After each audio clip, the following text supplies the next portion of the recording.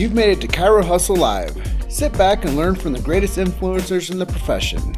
This episode is brought to you by Clothes for Chiro, Chiro Sushi, Barbara Eaton's 56-day chiropractic bootcamp, Moveville University, Pure Chiro Notes, Dr. Alok Trivedi, the Black Diamond Club, Element Mattresses, Legacy Wealth Management, Posture Screen, Vita Chiropractic, the Universal Traction System, MedZone, Vantage Point Marketing, and Imaging Services. Let's hustle. Hey guys, Jim Chester here coming live to you. This is an afternoon edition of the Chiro Hustle live stream. I have Mike Hudak with me. He is in that way. He's over in Kansas City, Missouri. I'm in Grand Junction, which is the Grand Valley, the western slope of Colorado, which I like to say no one lives. And this episode is brought to us by Posture Screen app. That is Dr. Joe Ferrantelli's app. If you guys are interested more in learning how to take a couple pictures and explain somebody's posture to them without having to do x-rays right away, you can learn how to use his app and implement that into possibly your screening protocols or possibly an intake with your new patient to tell them exactly effectively what's going on with them through their posture. But I'm honored to have you on with me today, Dr. Hudak. Welcome to the Chiro Hustle live stream. Thank you so much. It's an honor to be here. Yeah, so I know you do something really cool in the chiropractic space, and you created an event called The Truth in Chiropractic. So let's just deliver the truth and talk about why you started that event. I'll tell you, it's funny because sometimes in the worst circumstances, the best things come out of it. I was actually sued in a malpractice case, and it went on for and it's a long story, which I won't get into the details, but it went on for 8.5 years until we finally went to court. And I didn't want to settle because, I didn't do anything wrong, and they were blaming me for all kinds of stuff. The guy was already injured before he came in the office and all that stuff. I mean, it was just all these crazy things. So, but it was very stressful going through. And I got the opportunity to stand up for chiropractic. And throughout the case, it was just horrible. It was very difficult to deal with. And there was one night where I had Googled D.B. Palmer, and I remembered that I realized he went to jail. I was like, oh my gosh, that's right. We learned that in school. I totally forgot about that. And I started reading about the other people that went to jail, and this couple went to jail. They both, a man and a woman, both chiropractors, both got arrested. And this is in the middle of a night, one night that, I couldn't sleep and got no sleep and couldn't eat. And I said, man and a woman gets arrested at the same time for practicing medicine without a license. So they could have paid a $50 fine or a $100 fine and went back to their practice. Or they could spend 100 days in jail. They both chose 100 days in jail, but here's the thing. They had 3-year-old twins. So they left their 3-year-old twins to stand up and fight for chiropractic. And I realized at that moment, at least I get to hold my daughter every night. Even though we're going through a really tough time, I still get to hold my daughter every night. And it was like that night where I just realized what I was fighting for was greater than just my name. It was for chiropractic. And I got this at that moment. I was never the philosophy guy. I was never like Tim Young, Billy D. Moss, Hugo Gibson. These guys are the philosophy guys. There's a lot more of them out there. I was never me, but I just had that moment where I realized it was chiropractic they were suing, not just me. And we won the lawsuit, thank God. They did appeals and all this, and just as a little sum up, it went on over 10 years, and it just ended last Tuesday with the Supreme Court rejected their final appeal. So, yeah. So that's awesome, man. Yeah. So then I started talking to chiropractors and said, yeah, I was sued. And then guess what? A lot of people said, oh, I was sued too. Why didn't you tell me you're in a lawsuit? I said, you can't really, you're not really supposed to talk about it. But so many chiropractors have been sued for so many bullcrap things. Everyone I've talked to, they got to come up with some kind of an embellishment that the chiropractor did that wasn't true, right? So I said, well, how come I never knew anybody to be a malpractice case till I was sued, and now all these people I find out have been sued. And there's embarrassment involved. There's shame. There's guilt. Did I do something wrong? Is chiropractic wrong? And And I want to make people aware that, yeah, malpractice cases happen. People get sued. And if we can stand up for chiropractic, then we make it more difficult for the greedy attorneys to, if they could write a couple of letters and intimidate you and make you feel like, you're going to go through a terrible time, which you will, which you might, but you're going to keep fighting for chiropractic. You make them spend the money instead of giving them the money. Because I could have settled if I wanted to, but I didn't want to. I wanted to fight for it. So people fight for it, then it's going to be more challenging for them to sue more and more of us. So what happened to your career because of the things that you had to walk through the fire and to basically battle the blaze of being persecuted for something you didn't do? What did that do for your career? What it did was it put a passion inside of my heart, um, for chiropractic, and that has helped my practice. I would say that, even after the event happened, all this stuff, the initial thing that happened, nothing really changed in a bad way for my practice. I didn't change the way that I did things. I didn't change anything, except that, the more that I started to get into the truth and other chiropractic philosophy events, I started to get invited to different places. So I would listen to it more and more, and my practice volume has increased because of it. So it's really helped me in that way. And just to finish before what you were saying, Jim. So I wanted to make people, why we started the truth. I wanted to make people aware that malpractice cases happen. It's not, and show them the passion for chiropractic. So really, it comes down to the passion for chiropractic and the philosophy. The seminars aren't about lawsuits; they're about chiropractic philosophy and passion. So let me ask you a quick question then. If you had a chance to have somebody for 2 minutes of tick, what would you tell them if somebody was coming at them saying that they're going to sue them? What would your advice be to them? So you're saying that if someone said, "I'm going to sue you," No, what advice say would that that one be? of your colleagues or somebody was at the point where they're in a disruption phase and somebody was attempting to do this to them. What advice would you give them if you had 2 minutes to tell them? Yeah, I would say hold on, and speak the truth and tell the truth. And if this is assuming that they really didn't do anything wrong. I mean, maybe we all make mistakes. So if you didn't do anything wrong, hold on, be strong, and stand up for chiropractic. Don't make it easy for them to sue us, but stand up for it. So was there any like special like malpractice insurance group that you were a part of that helped you? Oh, thanks for asking that. Yeah, NCMIC. Honestly, Jim, they were phenomenal. If you don't have NCMIC, get it. They would do. They paid me to go to court. They didn't pay me to go to court, but they paid me when I missed time to go to court. They uh, paid me for it. They paid for everything. I think it was up to $200,000. It's probably more than that now, in lawyers' fees. NCMIC was phenomenal. So if I didn't have those, I'd be in deep, deep trouble because they sued us for $2 million. So I was 1 million, 3 million, so I was on the hook for another $1 million, which we weren't eager to find. Sure, sure, sure. So yeah, So let's talk a little bit about your event, the Truth in Chiropractic. This is you're yeah, going to year three. Let's talk about like how you've gotten the momentum and how you've networked great names into your event. yeah. The first person I spoke with was Hugo Gibson, Dr. Hugo Gibson, and I told him my story. I said I'm doing a chiropractic philosophy event here in Kansas City.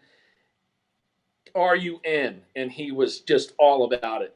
So it went from him, and then I got, I think, Andrew Bonsi after that, and then a few other people.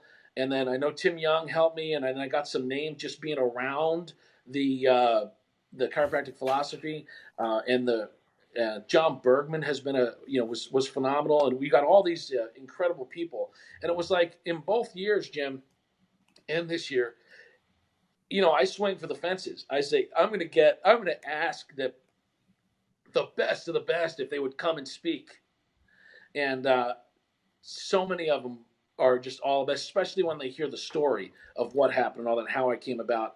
They're just all about it. So That's great, we've been man. blessed. incredible speakers. And what has it done for your chiropractic community to be able to put something on and have all these people coming to, pour into you, but not only that, but you get a chance to build fellowship with them? Well, it's been great because we don't have anything. We didn't have anything like that here in Kansas City. So bringing that has been really good. And I wanted to help people and help people get passionate about chiropractic.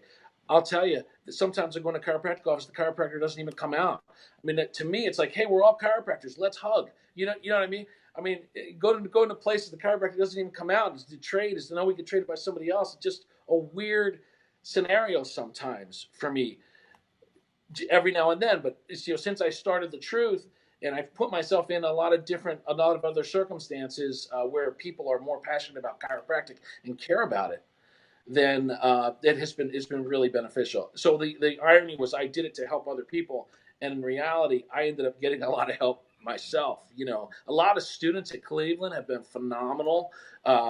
This group of students that are getting out of college like now within the next year, phenomenal students. Really very very excited for the chiropractic world and what it's becoming, based on things like CalJam. And Focus was like a kind of like a takeoff of CalJam. My understanding is after talking to Tim, and he tried to get me out to CalJam before, and we finally went out there, and we're like a takeoff of that. People have laid a lot of groundwork for chiropractic philosophy, and it's affecting the students. So that's what's excites me so much. It should be affecting the doctors that have been out there for years, and it is. But it's really affecting the students in there. So it's a new generation of chiropractors being built that stick with chiropractic. Yeah, that's awesome, man. I think that, we have to raise young leaders and to support them. And I think that the more that I do, the more I attract those young leaders to where I become a megaphone for the truth in chiropractic. And that's one of the things I stand up for is free speech in chiropractic. And I stand up for keeping the vernacular as it is with innate intelligence and subluxation and keeping those tenets of chiropractic true. And I think that when you talk about truth in chiropractic, we have to stand up for free speech in chiropractic. If not, somebody else will, here's a good word, manipulate what the chiropractors can do or can't do. And I think that that's right. What you're talking about is we have to stay true to chiropractic for what it is and not let other people come in and dictate how chiropractors talk about what they do and how they take care of people. Yeah. It's funny because I was in Ocean Grove, New Jersey this past weekend, and I happened by somebody who was trying to get a slice of pizza at a place that only served pies, only served whole pies. So we started talking outside of the place, this woman, a very nice lady, and she started saying, yeah, the chiropractors around here are adding all these different things to chiropractic, tons of different things to chiropractic. And she goes, they're really trying to advance it. And I thought, and I didn't want to take it on with her because she's not a chiropractor, and I didn't want to start arguing with the nice lady that I just met. But you don't enhance it. It's chiropractic. You don't enhance tick. It's tick. You can only decrease from it or take from it the more that you try to add to it. Yeah, and I think that when you think about finding the subluxation and correcting the subluxation, that's primary. But what I've learned from me being a non-chiropractor and as an advocate, I've learned that chiropractors have a place to talk to people about having good thoughts. I mean, it's a part of the subluxation model. Talking to people about unsubluxating the way that they feed themselves, I think is a huge course. So, you guys are helping people with full body care. And I think that you don't need to add anything else to it. You just need to remove the interference. And that's the same way of doing an adjustment is you add nothing extra to the body. You simply remove the interference. So if we add nothing extra to the profession, we simply remove the interference, then the profession stays as the chiropractic adjusters.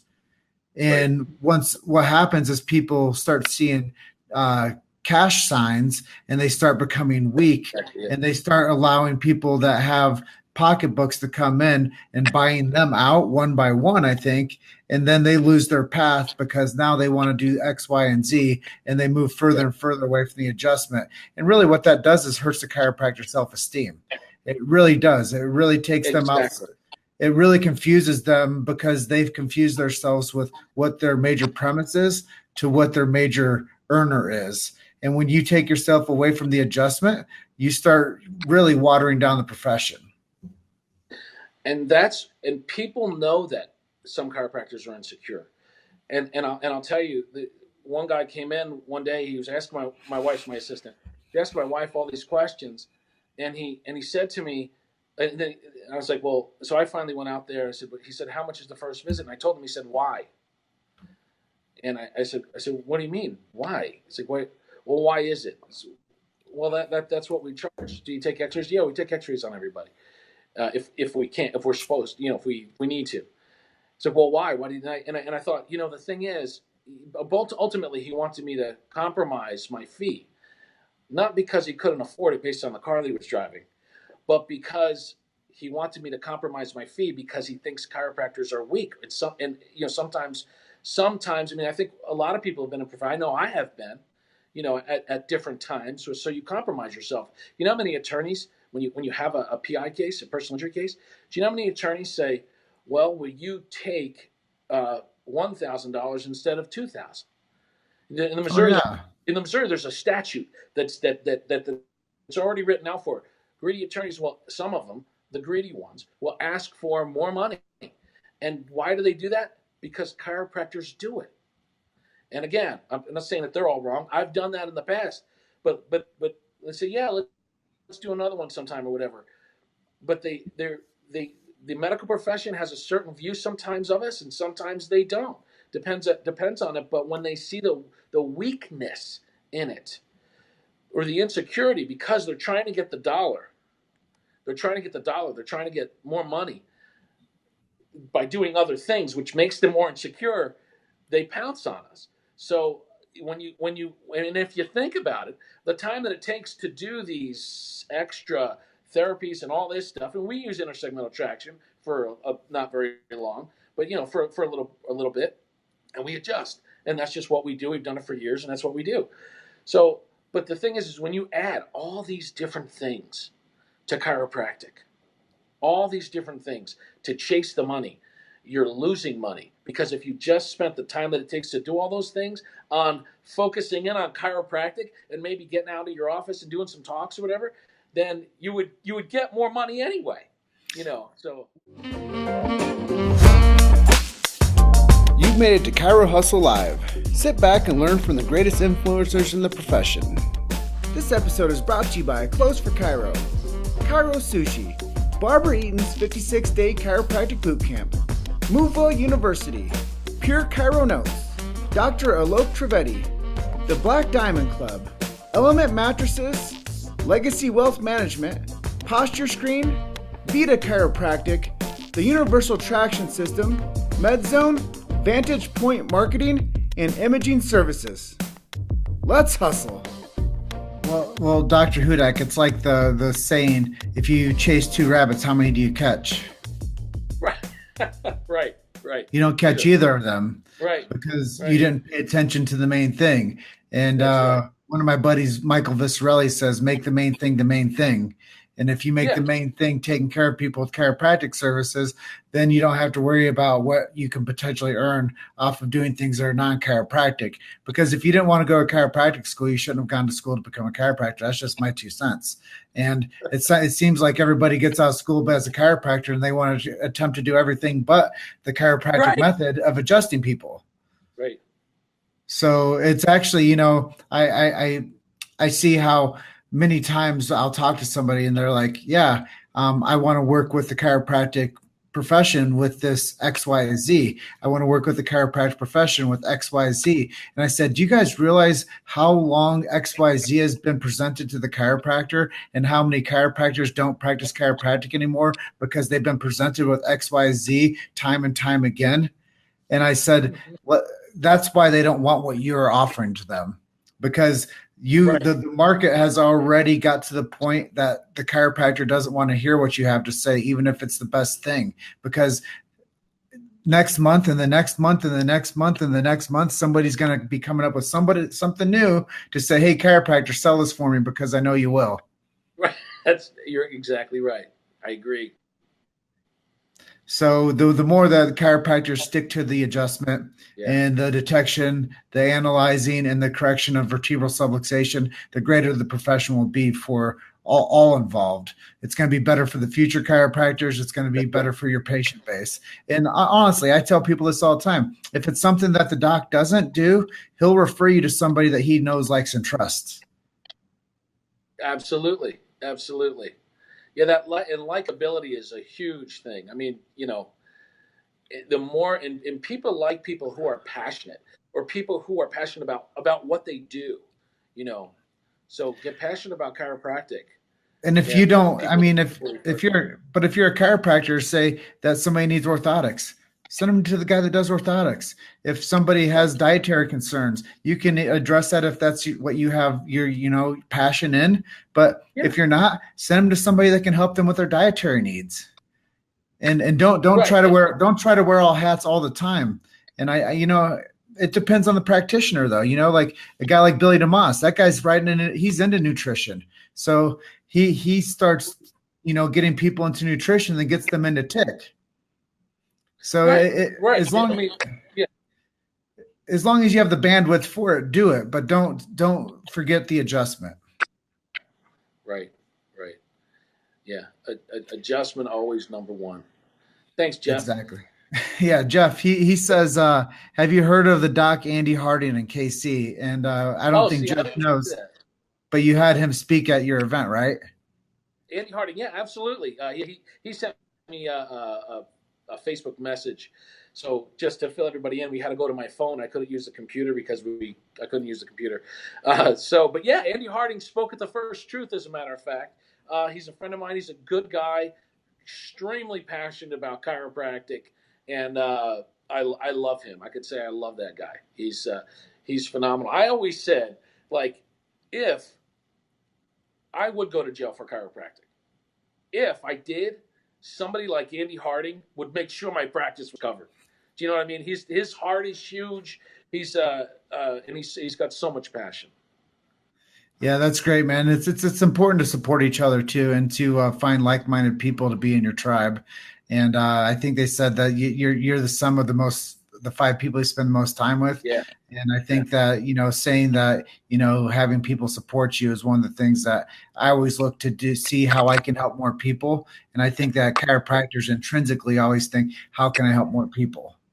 yeah, yeah, yeah. Well, I think so too. let's talk about your event coming up next year and how Yeah, people can come to it. yeah. So chiropractic, truthinchiropractic.com is our new website that we have. And you can go to the it's truthinchiropractic.com. And we have some incredible speakers.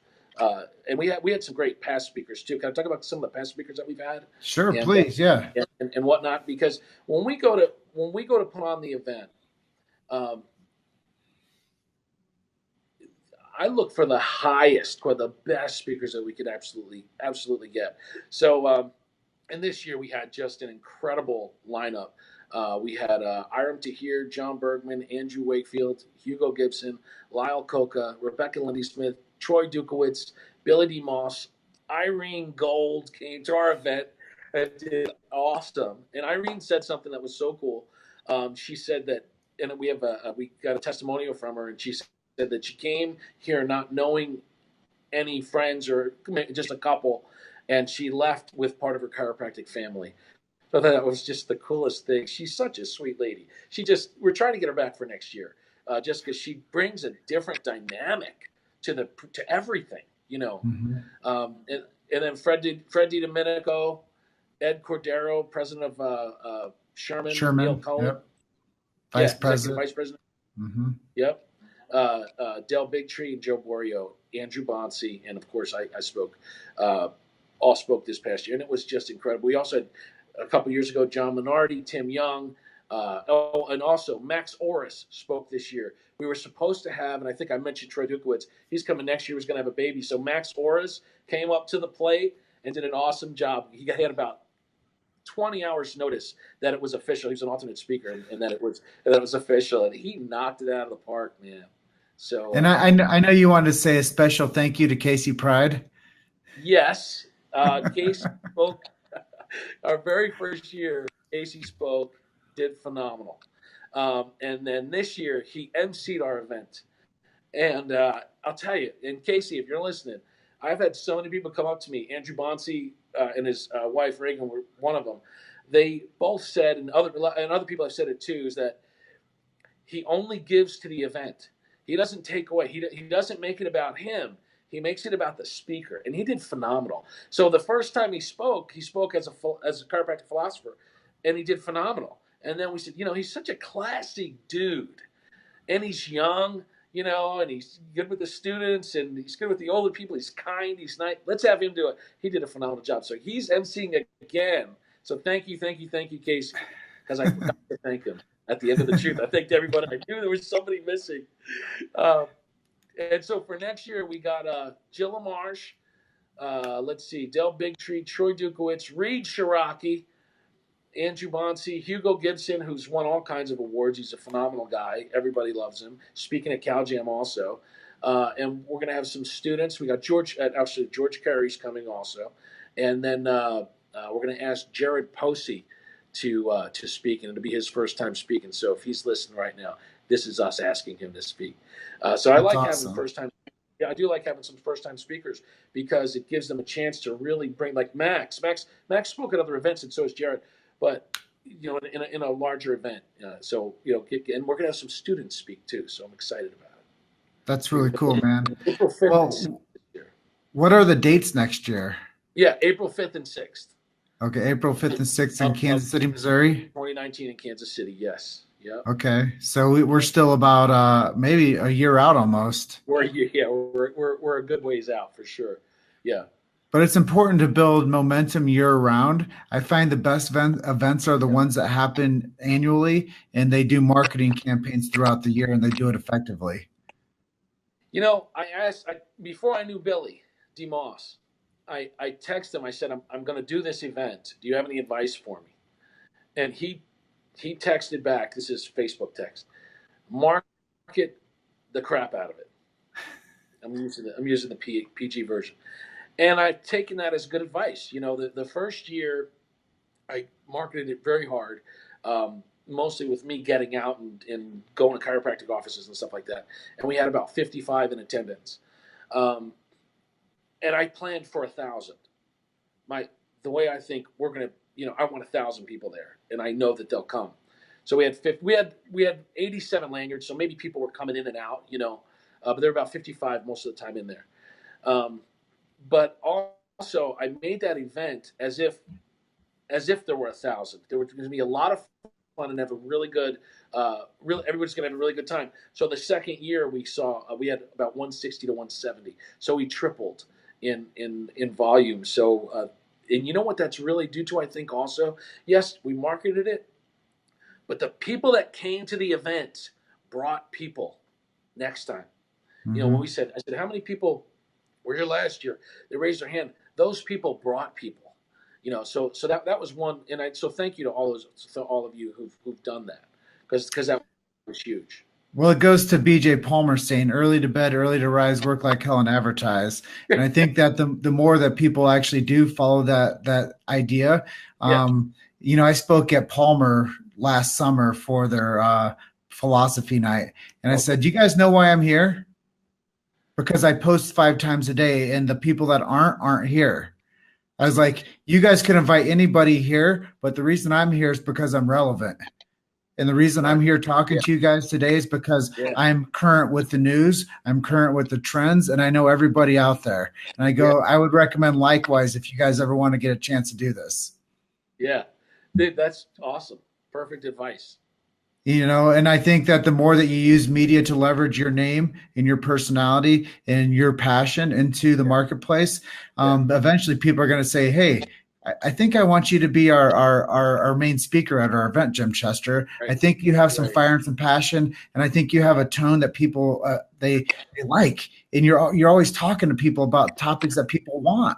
Yeah, absolutely. I think that's my best advice to anybody out there that's watching is be consistent with your message, stay progressive with your abilities, keep on learning the next thing, get into the next marketplace, and just keep on ticking, man. Keep on spreading the chiropractic message.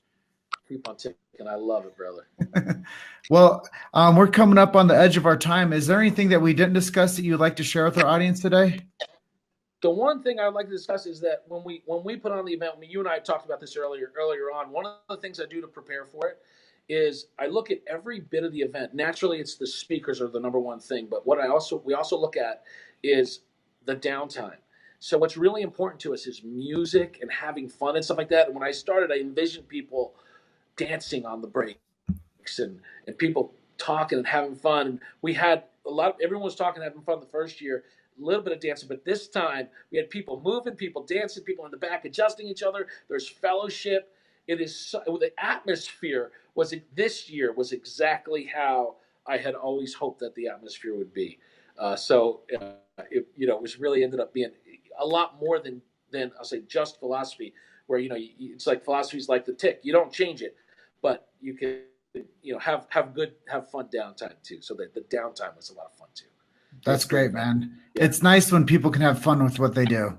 And Absolutely. I don't do stuff that sucks. So I recommend everybody try to fit fun into their life and be around other people that are having fun, not sucking the life out of you, but actually That's giving right. more life to you. Yeah, and you gave me a link. Tell me your what's your video that you did again? A couple years ago, we came out with a film called Chiropractic, the documentary. It's a huge educational resource for people. But right now, we're about to release our second chiropractic film called Project Patient. And it's a film that's focused on chiropractic with moms and kids and babies, families. Oh, okay. It's focusing on another sector, which are cases that most people don't take care of, like really challenging cases, man, like traumatic brain injuries, addiction, psychological conditions like PTSD, depression. So we're showing that Yeah, chiropractic is having a positive influence on people's health, not just the aches and pains and knocks and bruises, but actually giving people full body health back by yeah, returning them back to functionality, which is the thoughts, the traumas, and the toxins. But we're also really focusing on the military with this film. We're showing how the Patriot Project, if you're not a Patriot Project doctor, jump on board, man. You yeah. give gratis care to the military. There's 8,000 offices out there right now that are doing this. And not enough people know about what they're doing. So I'm bringing them to be a part of this film to get more patriotism around taking care of the at-risk population in the military, who typically say that the VA doesn't do a good enough job for them. Or if they do have Yeah. one chiropractor, they don't get as much care as they would actually need. So they're getting adjusted sometimes. But I believe in a chiropractic system where you get checked and adjusted regularly once a week for Me the rest too. of your life. Yeah, So if we want to do that for ourselves, why wouldn't we do it for other people? So I just tell people out there that if you're interested in the Patriot Project and if you're interested in Project Patient, our next film, you can go to the Indiegogo project /Project Patient. You can help fund the film to where we can get it to greater audiences. And this one, we're going for Netflix. Last one's on Amazon Prime. It's on iTunes. It's on Google Play. But this film, we're really positioning it to get onto Netflix because I think that there's where the greater audience is. And one yeah, of the people that influenced me early on was Dr. John DeMartini. And he yeah. said, we need more media leverage with chiropractic. So I asked him if he would be in my first film. So if you guys watch film number 1, you'll see cameo appearances of DeMartini in there. Awesome, awesome. That's fantastic. Thank you so much, man. Yeah, you get me going. I'm like a rapid fire. Oh, I you think are. You're doing some incredible things with chiropractic, man. Keep it up. And one more time, that website, because I wasn't able to get it. it's What's your website? chiropracticthedocumentary.com. Awesome, awesome, And cool. yeah, man, thank you for sharing today. Thank you for building a relationship with me, talking about things that we both agree on and that Yeah, we can share to the masses. And I think it was another BJ quote says, "I love you because you love the things I love." yeah, So that's chiropractic and sums it up with advertising and love. If you love to work and you love to advertise, then you can love to run a good, successful chiropractic business. You can take care of all yeah. the people you want to. That's right. So I'm just going to close out saying thank you to Joe Ferrantelli and Posture Screen App for sponsoring this episode of the Chiro Hustle live stream. We can't do it without our sponsors, and I thank you so much, all 15 of you, for supporting our truth in chiropractic, keeping free speech in the chiropractic profession. And I just want to close out saying you're just one story away. Keep hustling. Thanks, Doc. Thank you. Thank you for listening to Chiro Hustle Live. Don't forget to subscribe and check back next week to continue hustling.